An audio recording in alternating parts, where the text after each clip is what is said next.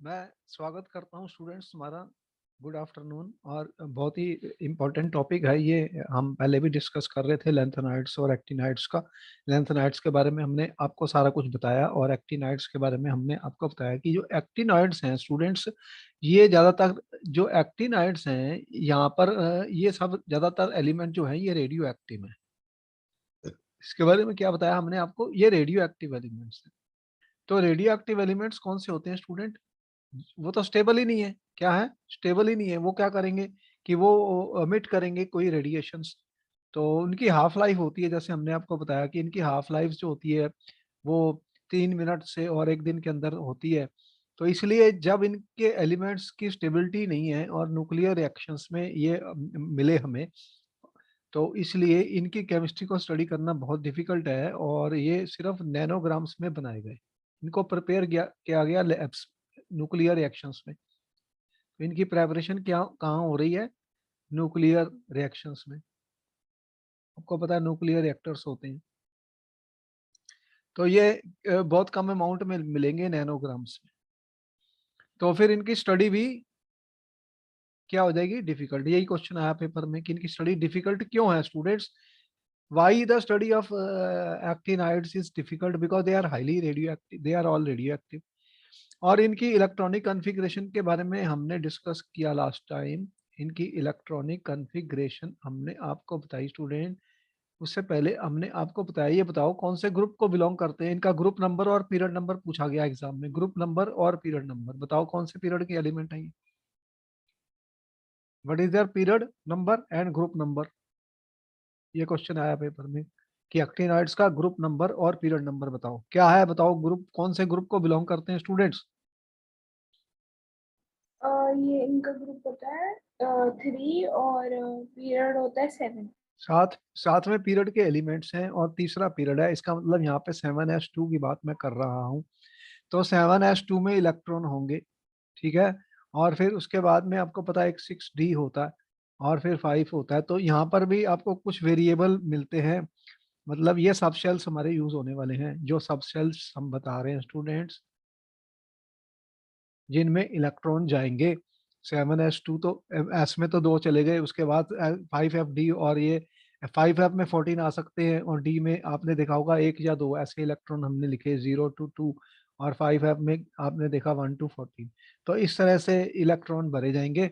और पहला एलिमेंट जो आपने देखा था एक्टिनियम, और उसके बाद में आपको दिख रहा है कि 5f जब 3+ में इनको हमने देखा था 3+ ऑक्सीडेशन। सबसे कॉमन ऑक्सीडेशन स्टेट +3 बताई हमने एक्टिनॉइड्स में। तो +3 में आपने देखी स्टूडेंट कि यहाँ पर थोरियम 5f1 5f2 इस तरह से चल रहा है। तो इनकी इलेक्ट्रॉनिक कॉन्फ़िगरेशन लिखनी आ सकती है, लेकिन सारों को तो याद करना मुश्किल है, आप दिख रहे हैं। तो इसकी ट्रिक क्या है? क्या ट्रिक है? हमने आपको एक ट्रिक बताई कि देखो यहाँ पर इरेगुलरिटीज होंगी और जो F0 F7 और F14 वाली ऑक्यूपेंसीज होंगी वो ज़्यादा स्टेबल होती हैं। तो इरेगुलरिटीज जो होती हैं स्टूडेंट, वो कहाँ कहाँ आने वाली है? जहाँ पर 5f0 हो गया, 5f7 हो गया और 5f14 हो गया। तो यहाँ पर ये एम्प्टी वाले ये ज़्यादा स्टेबल कॉन्फ़िगरेशंस होती हैं। तो यहाँ पर उनकी जो कॉन्फ़िगरेशन है वो पूछी जा सकती है, पूछी जा सकती है। अब आप देखो स्टूडेंट, ऐसे कौन से दिख रहे हैं मुझे? अगर मैं देखूं 5f7 कहाँ दिख रहा है मुझे? ये 5f7 दिख रहा है, दिख रहा है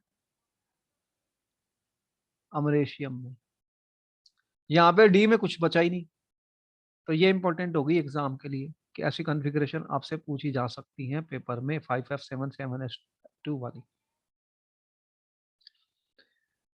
तो ये हाफ फील्ड वाला मैंने जो बताया 5f7 वाला, और यहाँ पर आप देख रहे हैं 5f14 वाले। ये दोनों इंपॉर्टेंट है। ये कॉन्फ़िगरेशन पूछी जा चुकी है। ये नोबेलियम है, ये 5f14 ले लेगा और 7s2 ले लेगा। 5f14 और यहाँ पे 6d में एक आ जाएगा लारेंशियम में।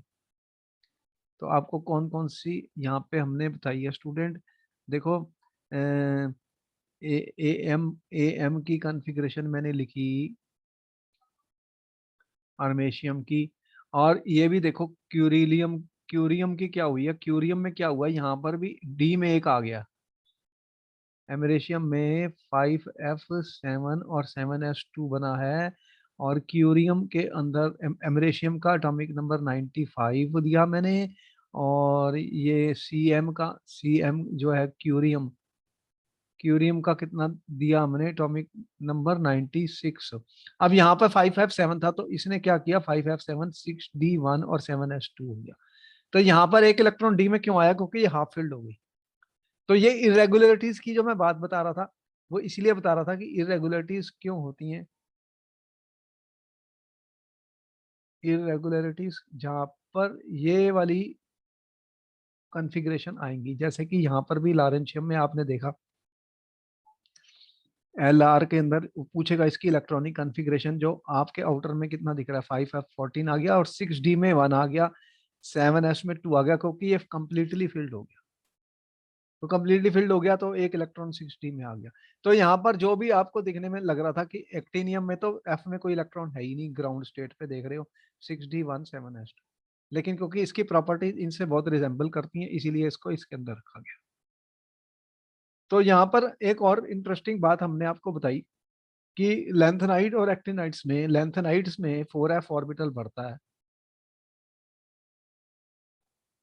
ठीक है। और एक्टिनाइड्स में क्या बढ़ रहा है स्टूडेंट, ये एक्टिनाइड्स जो हैं इनमें क्या हो रहा है, 5F 5F। 5F बढ़ रहा है। तो दोनों के अंदर क्या डिफरेंस है तो दोनों F ऑर्बिटल।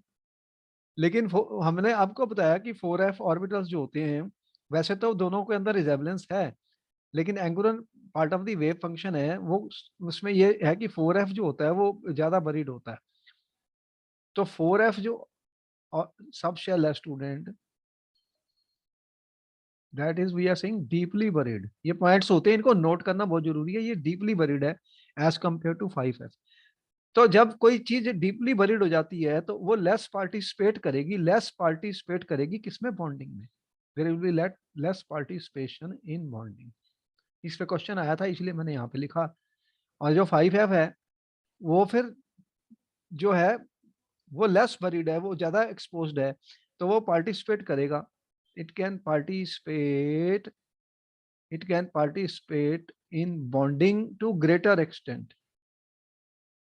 तो अगर ये ग्रेटर एक्सटेंट में करेगा तो ये ज्यादा कंपाउंड्स बनाएगा, ज्यादा ऑक्सीडेशन स्टेट शो करेगा। तो ये पॉइंट है, इसको नोट किया जाए, ऐसे क्वेश्चन छोटे छोटे आने वाले हैं।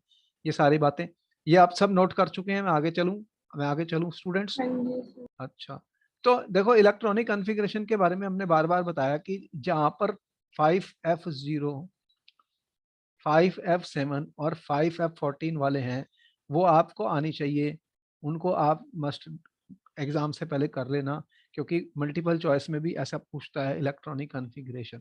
तो आपके सामने ये रेडोन है और ये 5F से 1 to 14 में जाते हैं, 6D में 0 1 कहीं, किसी में 6D में 2 दिखा के या कहीं। तो ये भी इंपॉर्टेंट है, किसी में शायद 2D भी दिखाया था इसने, इसमें दिखाया हुआ 6D2 देख रहे हो सेकंड वाले में। तो अगर हमने ऐसे लिखा रेडोन जनरल इलेक्ट्रॉनिक कॉन्फ़िगरेशन उसने पूछी थी तो F4, 5F1 to 14 जा सकता है, 5F के बाद 6D में 0 to 2 हो सकते हैं और 7S में 2 ही मिलते हैं इलेक्ट्रॉन। तो ये इनकी जनरल इलेक्ट्रॉनिक कॉन्फ़िगरेशन होती है, ये भी पूछा जा चुका है पेपर में। जनरल इलेक्ट्रॉनिक कॉन्फ़िगरेशन और कौन कौन सी ज्यादा मैंने बताई, अमरेशियम, क्यूरियम, और यहाँ पर भी आपने देखे ये दोनों नोबेलियम और लारेंशियम। और यहाँ पे F0 तो इसमें बनेगा जब ये तीनों इलेक्ट्रॉन इसमें है ही नहीं। तो इस तरह से कॉन्फ़िगरेशन हमें पता होनी चाहिए जो कि आ सकती हैं पेपर में। ये वाली कई बार पूछी गई, F7 वाली और F14 वाली, तो ये भी तुम्हें आता है। और इम्पोर्टेंट पॉइंट क्या था कि 5F और जो 6D ऑर्बिटल्स हैं या सबशेल्स हैं, तो they are close in energy.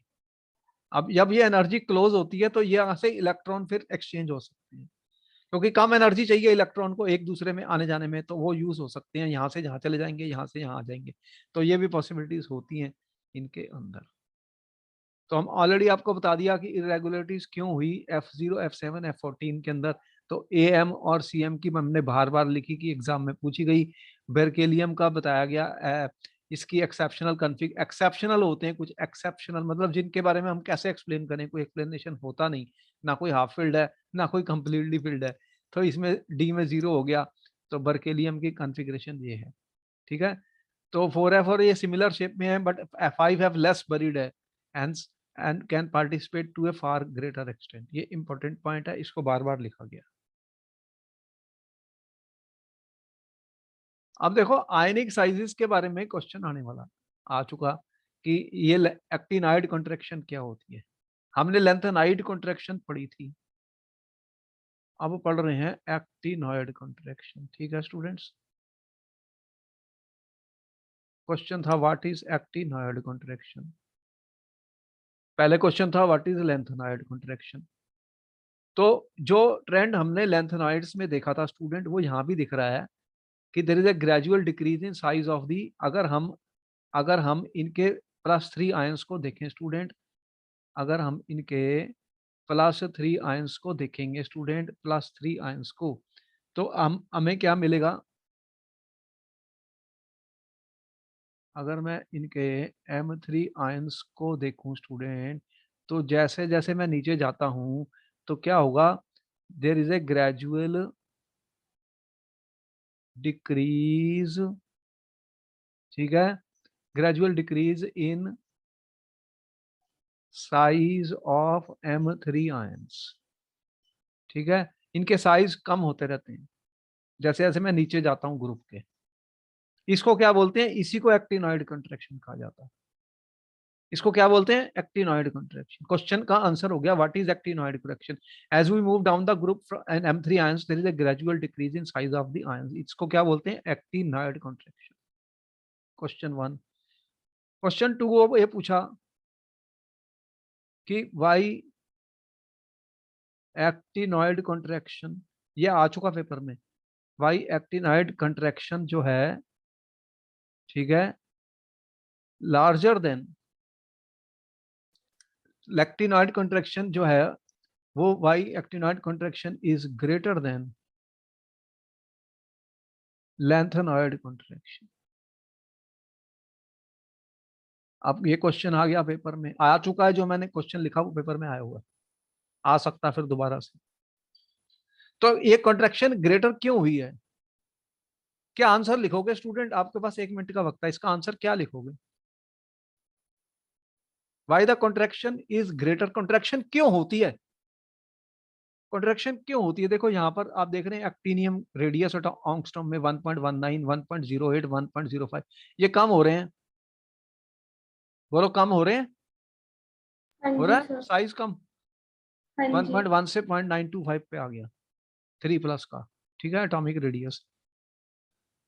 तो ये कंट्रैक्शन क्यों होती है स्टूडेंट्स, जो आपके पास देखो, ये मेरा न्यूक्लियस है, यहाँ पे शेल है, आप कह रहे हो एटम के अंदर शेल होते हैं, ठीक है होते हैं, ये फर्स्ट शेल है n = 1, ये 2 है, फिर 3 शेल, तीसरा शेल आएगा, फिर चौथा आएगा, फिर पांचवा आएगा, फिर छठा आएगा, और ये 7 शेल है।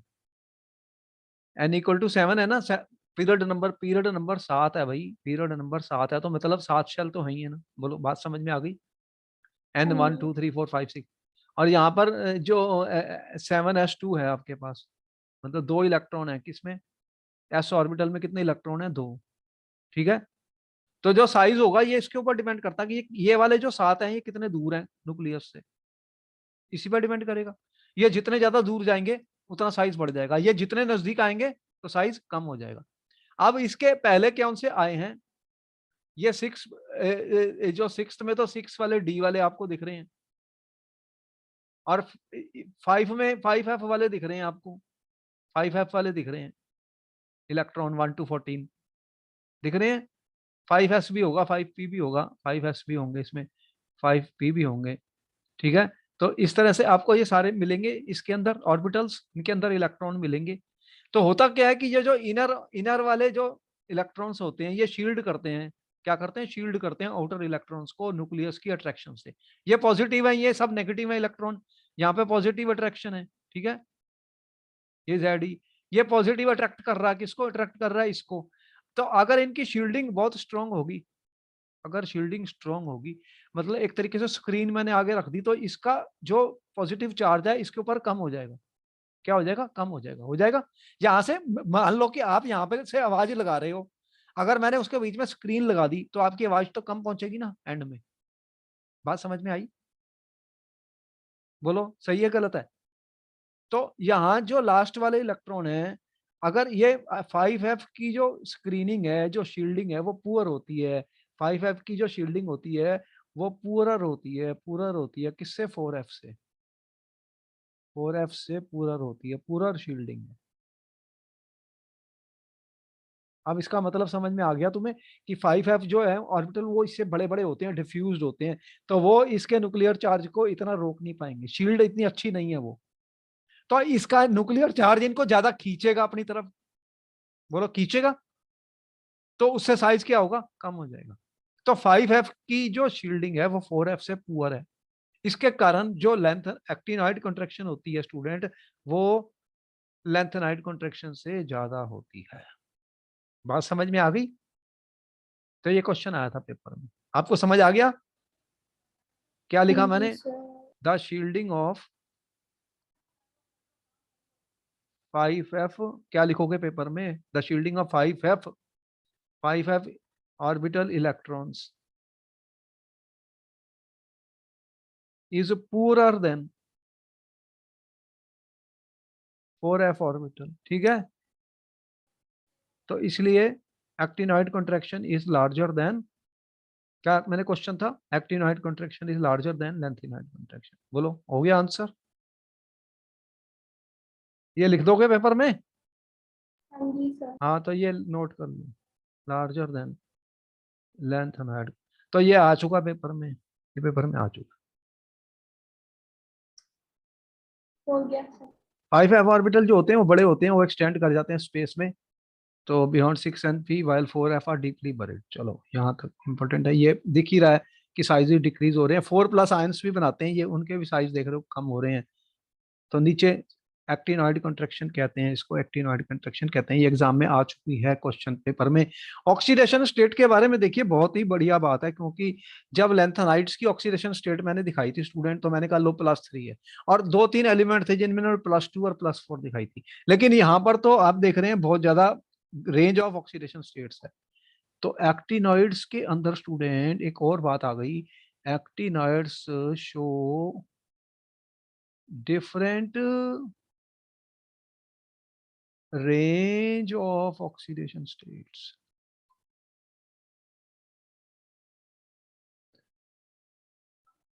कहाँ कहाँ से दिख रही है, +3 से लेके +4 भी बन रही है, +5, +6 और +7, जबकि लेंथेनाइड्स में तो सिर्फ +3 थी और 1-2 एलिमेंट +2 और +4 में थे।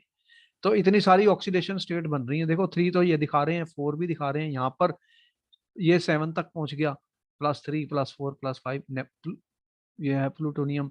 तो यहाँ पर देख रहे हो कि बहुत ज्यादा रेंज है ऑक्सीडेशन स्टेट्स की। अब इसने क्वेश्चन ही पूछ लिया, why there is a greater range of oxidation states, question why actinoids show, ठीक है, why actinoids show greater range of oxidation states. अब आप बताइए क्या आंसर दोगे पेपर में स्टूडेंट्स, इसका आंसर क्या लिखोगे पेपर में स्टूडेंट्स, क्या आंसर लिखोगे?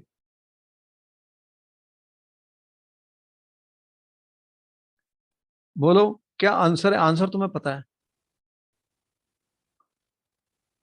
एक्टिनाइड्स के अंदर क्या हो रहा है स्टूडेंट, इन 5 कौन कौन से ऑर्बिटल्स हैं एक्टिनाइड्स में, 5F है, 6D है, और कौन सी है, 7S, ठीक है।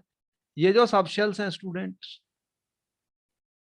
They are close in energy.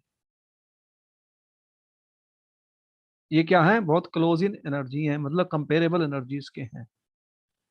तो दे कैन ऑल, ठीक है, पार्टिसिपेट इन बॉन्डिंग। तो इनके अंदर से इलेक्ट्रॉन एक्सचेंज भी हो सकते हैं, and electron exchange can take place. तो इस तरह से ये इतनी सारी ऑक्सीडेशन स्टेट बनाने में कामयाब हो जाते हैं। बात समझ में आ गई?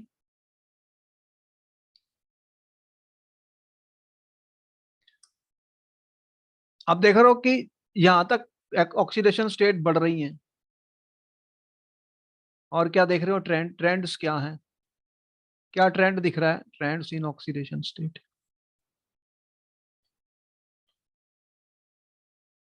ट्रेंड क्या दिख रहा है आपको? पहले पहले में +3 दिखा, फिर +4, ये फिर बढ़ रही है, +3 से लेके, और ये आप देख रहे हैं PU और NP यहाँ पर +3 से +7 तक आ गया, ये भी +3 से +7 तक आ गई। और उसके बाद में स्टूडेंट फिर कम होनी शुरू हो गई।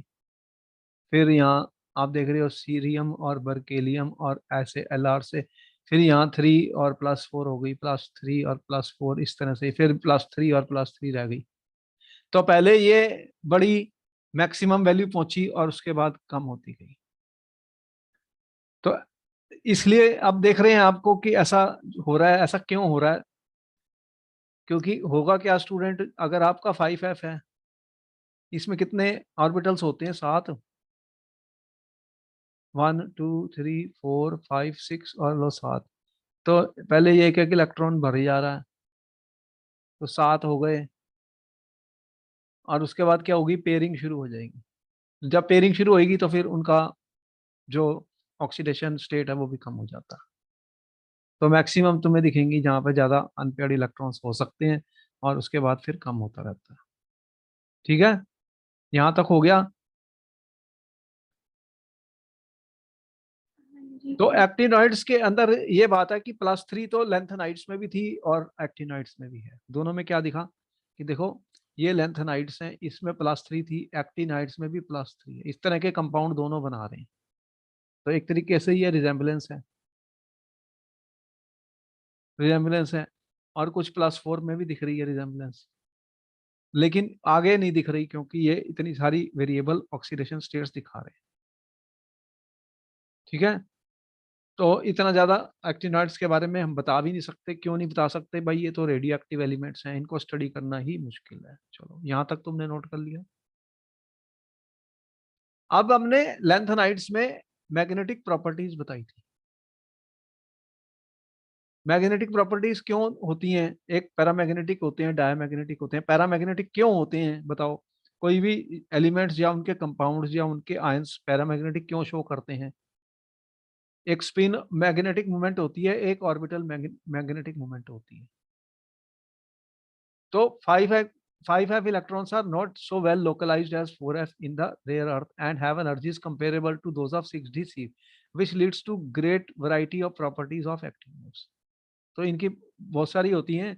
तो कई एक्टिनॉइड्स जो होते हैं, बहुत सारे एक्टिनॉइड्स जो हैं स्टूडेंट्स, वो पैरामैग्नेटिक भी होते हैं।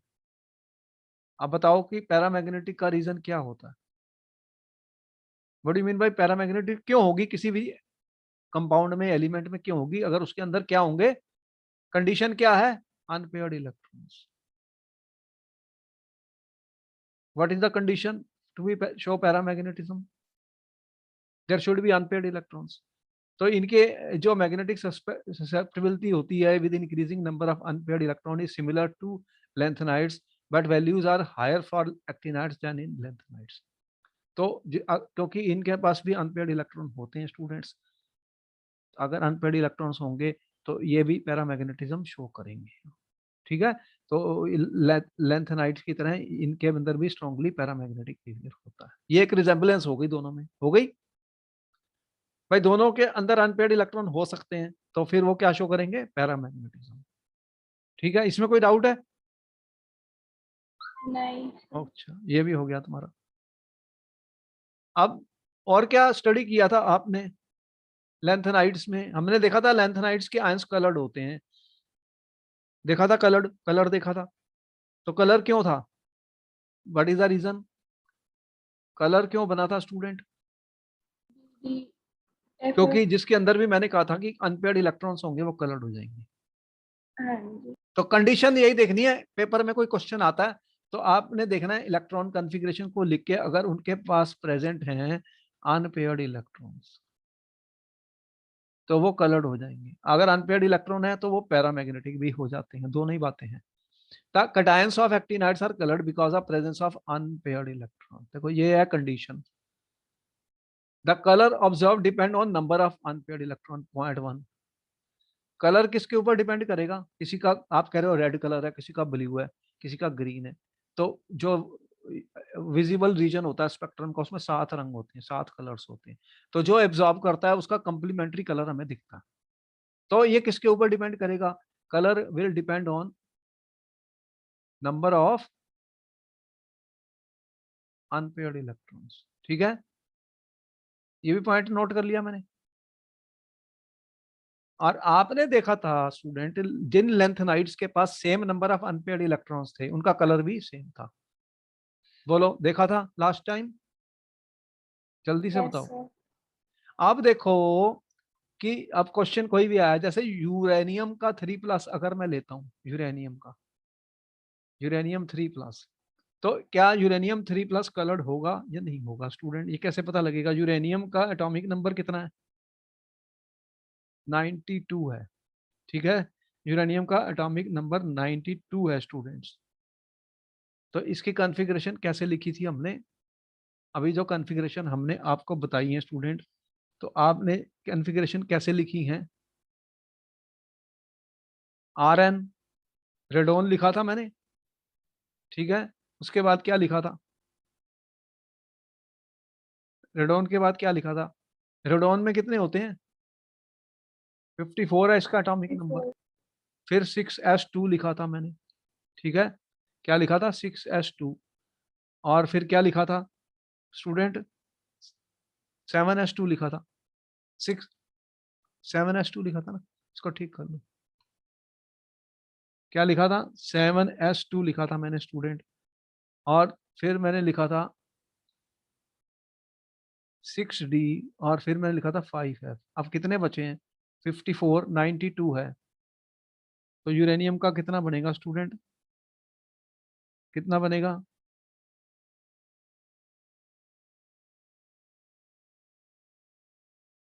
नहीं, ये एटॉमिक नंबर मैंने गलत लिखा है। कितना है रेडोन का?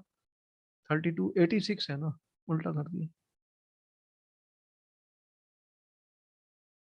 ठीक है, अरे helium, neon, argon, krypton, xenon और रेडोन है। Rn, ये 54 में 32 ऐड करो, कितना आएगा? 86 है ना। कितने बचे हैं फिर? 86 और 2 कितने हो गए? 88। 88 हो गए, तो इसका क्या बनेगा फिर? 6d1। 5f में कितने बचे? 89 तो हो गए, 3 बचे। ठीक है, तो अगर यूरेनियम 3+ बनाऊंगा तो फिर कितने? ये 3 इलेक्ट्रॉन तो गए, तो बचा क्या? एफ काउंट कितना बचा? F3। कितने अनपेयर्ड इलेक्ट्रॉन है इसमें? कितने अनपेयर्ड इलेक्ट्रॉन है यूरेनियम 3+ में? 3 unpaired electrons. How many unpaired electron? 3 unpaired electrons हैं यूरेनियम में, बोलो हैं? तो इसका कलर रेड है क्योंकि इसके पास अनपेयर्ड इलेक्ट्रॉन्स हैं स्टूडेंट्स, ये रेड कलर का होते हैं इसके जो कंपाउंड्स होंगे ना यूरेनियम 3+ के। और अगर मैं नेपच्यूनियम 3+ को देखूं, नेपच्यूनियम 3+ जो होता है स्टूडेंट, उसका कितना होगा? नेपच्यूनियम का एटॉमिक नंबर कितना है? 93। तो इसका क्या बनेगा फिर? 3+ का 5f, कितने बचेंगे? 4 इलेक्ट्रॉन्स। तो इसके अंदर 4 अनपेयर्ड इलेक्ट्रॉन्स है। ठीक है, एम आई राइट? यस तो सर। इसका कलर वायलेट होता। इस तरह से ये देखो Pu2+, इसके अंदर 5 अनपेड इलेक्ट्रॉन है, ये ब्लैक वायलेट है। इसके पास 6 अनपेड इलेक्ट्रॉन है, ये पिंक है। तो ये जैसे number of unpaired electron change होते हैं तो कलर भी चेंज होता है। तो इसने पूछा why the actinides are coloured, ये क्वेश्चन आ गया पेपर में, आया था तभी तो पूछ रहा हूँ। व्हाई एक्टिनॉइड्स, ठीक है, व्हाई एक्टिनॉइड्स आर कलर्ड, क्या आंसर लिखोगे एग्जाम में? What is the reason? Colour is due to, due to presence of unpaired electrons. लेकिन अनपेड इलेक्ट्रॉन तो है, होता क्या है कलर ऑफ? dd अरे transition. f इसमें डी थोड़ी है, डी थोड़ी f हो रही f है। f f F F transition. Transition, colour of actinide is due to transition of electrons. हमेशा इलेक्ट्रॉन जब एक छोटे से नीचे से ऊपर जाएंगे, एनर्जी को ऑब्जॉर्व करेंगे फिजिकल की, तभी कलर आएगा। Colour of actinide is due to transition of electrons within 5f, ठीक है, ऑर्बिटल्स। तो 5 ऑफ ऑर्बिटल्स जो होते हैं वो स्प्लिट हो जाते हैं, जैसे डी हुए थे, तो इसे एफ ट्रांजिशन भी कहा जाता है। लेकिन यहाँ 5f थे, लेंथेनाइड में 4f थे। इसको भी नोट कर लिया। क्वेश्चन कैसा आता है, उसका आंसर क्या लिखना है, इसको समझिए। कुछ और लिख दिया तो फिर मार्क्स नहीं मिलने वाले पेपर में। तो यहाँ पर देखो अनपेड इलेक्ट्रॉन्स जैसे चल रहे हैं, तो उनके अंदर कलर भी नहीं है, और जिनके पास 0 इलेक्ट्रॉन है एफ में, अगर अनपेड इलेक्ट्रॉन्स है ही नहीं 0, तो वो कलरलेस हो गए। अनपेड इलेक्ट्रॉन्स अगर 0 हैं तो वो कलरलेस हो गया। तो ये पॉइंट्स हैं, इनको नोट कर लो, फिर आगे चलते हैं। जो क्वेश्चन आने वाले हैं इस तरह के क्वेश्चन आते हैं इसमें।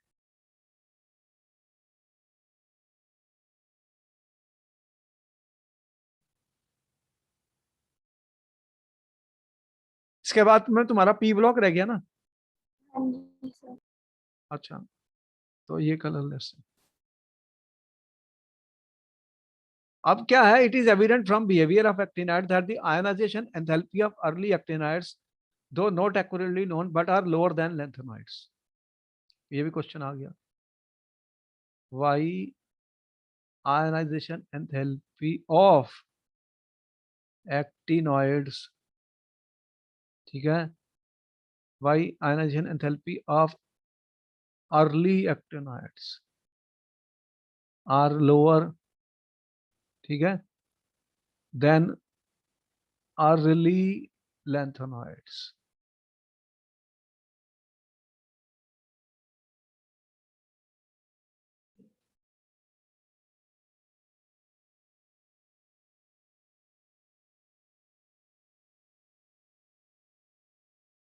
अब इसका मतलब यह है कि देखो, जब इलेक्ट्रॉन 5f में भर रहे हैं, when 5f orbitals are beginning beginning to be occupied, शुरू में क्या होगा, वो भी बिगिनिंग हुई है, उनके अंदर इलेक्ट्रॉन जाने शुरू हुए हैं, they will penetrate less into the inner core of the electrons, तो उनकी पेनिट्रेशन कम है।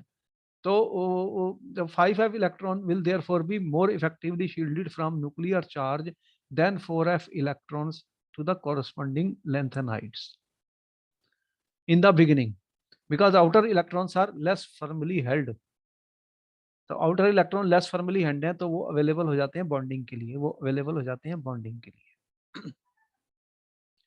तो हमने क्या आंसर लिखा यहाँ पर, that 5 orbitals are beginning to be occupied lower early early actinoids, मतलब जो पहले एक्टिनॉइड्स हैं, अभी तो इलेक्ट्रॉन 5f में भरने शुरू हुए हैं, they will penetrate less into the inner core of the electron, तो उनकी पेनिट्रेशन कम होगी इनर कोर इलेक्ट्रॉन्स में। तो 5f electron will therefore be more effectively shielded from the nuclear charge in the beginning, ठीक है, इन द बिगिनिंग कह रहे हैं हम, शुरू में जब इलेक्ट्रॉन भरने शुरू हो गए,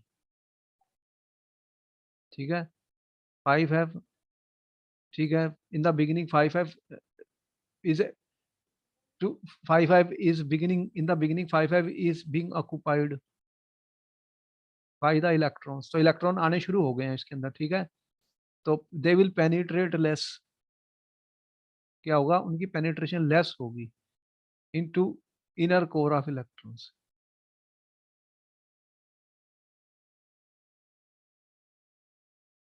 Our 5F will be more effectively shielded than 4F.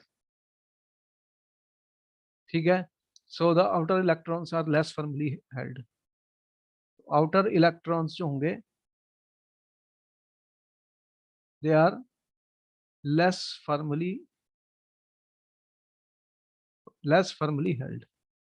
तो इसलिए उनकी क्या हो जाएंगी, लोअर हो जाएंगी आयनाइजेशन एनर्जी, जो अर्ली वाले होंगे एक्टिनॉइड्स. ऐसे क्वेश्चन छोटे छोटे आते हैं, इनको नोट कर लो. जो भी क्वेश्चन आ सकते हैं वो सारे बताए जा रहे हैं, सबको नोट कर लो. हो गया नोट? हाँ जी सर. अच्छा. अब केमिकल रिएक्टिव क्या है? Actinides are very reactive metals. ये रिएक्टिव होते हैं बहुत. They are reactive metals. तो they react with hydrogen to form non stoichiometry hydrides होती हैं. नॉन स्टेक्योमेट्री हाइड्राइड्स होती हैं जिनकी कंपोजिशन फिक्स नहीं होती. They have no action, alkalis have no action with these metals. They react with non-metals at moderate temperature. All metals are attacked by HCl, but most are not affected by nitric acid due to formation of a protective oxide layer. Nitric acid से ये react नहीं करते क्योंकि एक protective oxide layer बन जाती है. जब कभी भी प्रोटेक्टिव ऑक्साइड लेयर बन जाती है तो फिर रिएक्शन स्टॉप हो जाती है. अब ये ट्रांस यूरेनियम एलिमेंट्स होते हैं, elements with atomic number higher than uranium.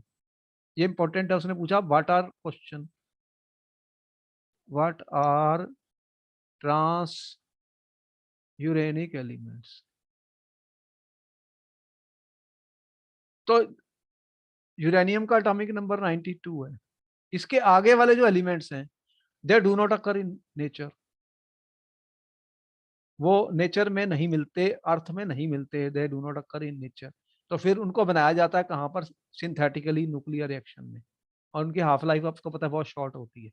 They are prepared in laboratory through nuclear reaction. These are called transuranic elements. इसको नोट किया जाए, ये क्वेश्चन आया था. तो यूरेनियम के बाद जितने भी एलिमेंट हैं कौन से हैं, उन्हें क्या बोलेंगे? Trans uranium. यूरेनियम के बाद सबसे पहला एलिमेंट कौन सा है? Transuranium. बताओ, नाम बताओ.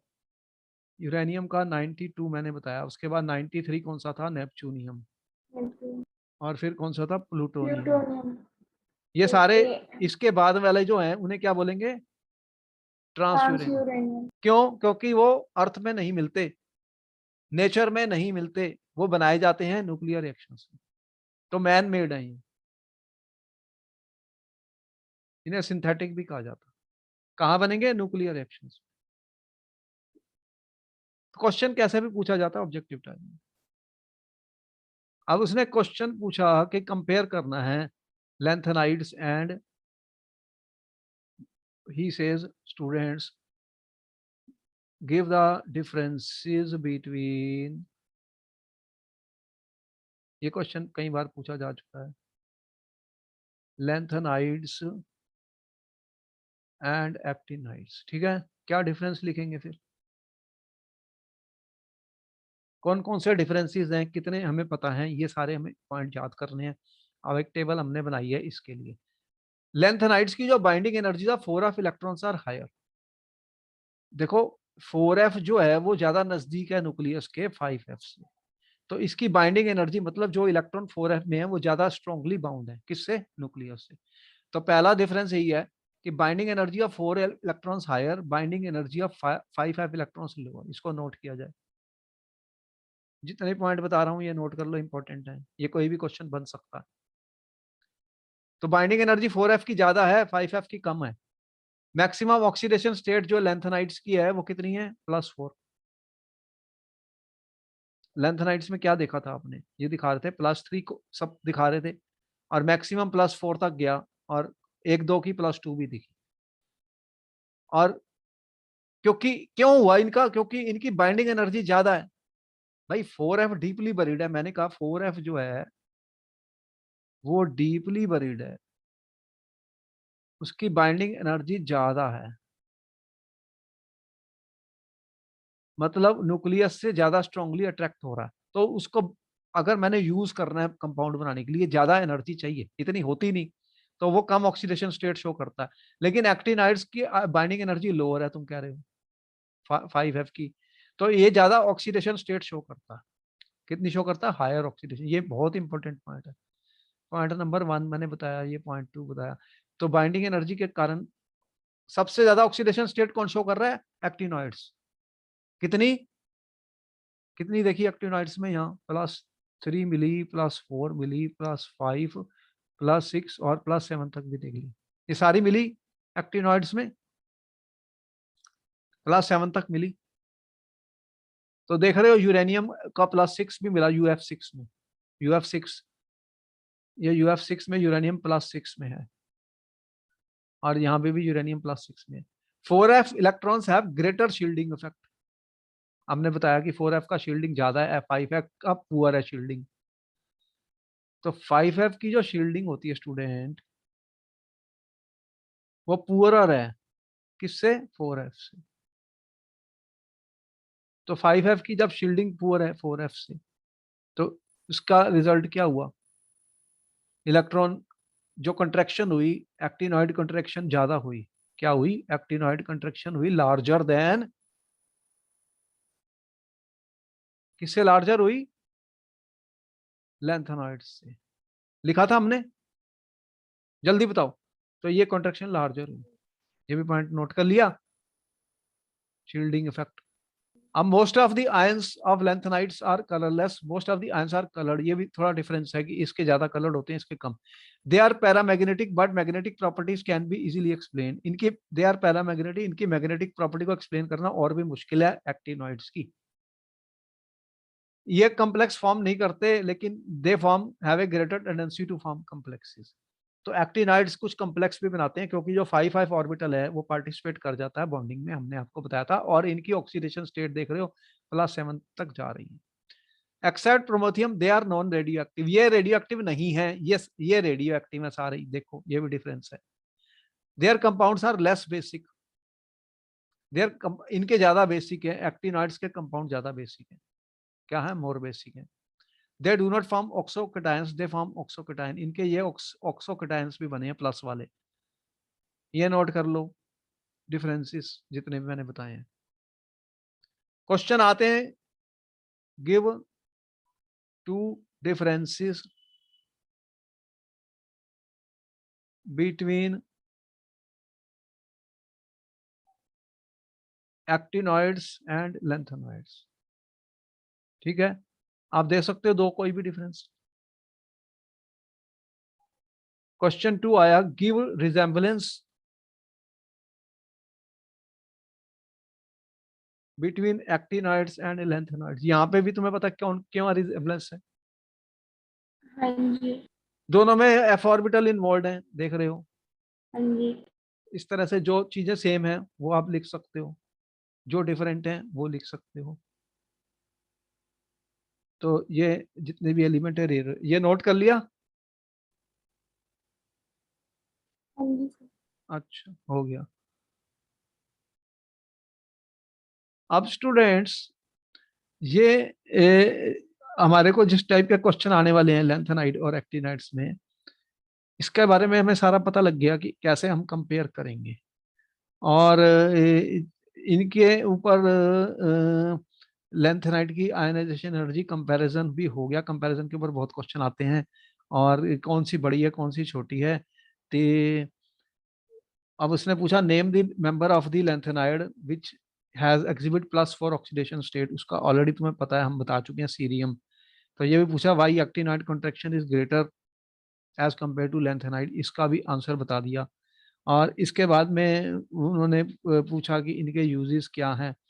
तो आपने ऑलरेडी देखा था, लेंथेनाइड्स के बारे में हमने बताया था कहाँ कहाँ ये यूज होते हैं, और, और किस तरह के कैटलिस्ट बनाने में भी काम आए थे। और इसके अलावा अब ये 2 चैप्टर खत्म हो गया, बस हमारे पास और कुछ नहीं है इसके अंदर। ये हमारा, ये सारा का सारा एफ ब्लॉक एलिमेंट खत्म हो गया। अब हमारा जो नेक्स्ट टॉपिक होगा, वो जो नेक्स्ट हमारा है वो पी ब्लॉक एलिमेंट्स हैं। तो फिर हम अब नेक्स्ट टाइम से आपको और कुछ भी बचा है तुम्हारा? हाँ सर। है हाँ कोऑर्डिनेशन कंपाउंड तो हो चुका है ना? हाँ जी सर। तो पी ब्लॉक वाले बचे हैं ना? हाँ जी। इनऑर्गेनिक केमिस्ट्री के जो चैप्टर बचे हैं। तो ठीक है, फिर नेक्स्ट टाइम से हम मिलेंगे कल आपको। तो फिर अब P block okay sir. Elements पे डिस्कशन होगा और उनके क्वेश्चन आंसर करेंगे, कौन कौन से क्वेश्चन आ सकते हैं इंपॉर्टेंट। वो काफी बड़ा चैप्टर है। तो ये सब डी डी ब्लॉक और एफ ब्लॉक खत्म हो गए, इसका अब और कुछ नहीं बचा। ठीक है, फिर हम मिलते हैं नेक्स्ट क्लास में for further on P block thank you. Element. Okay.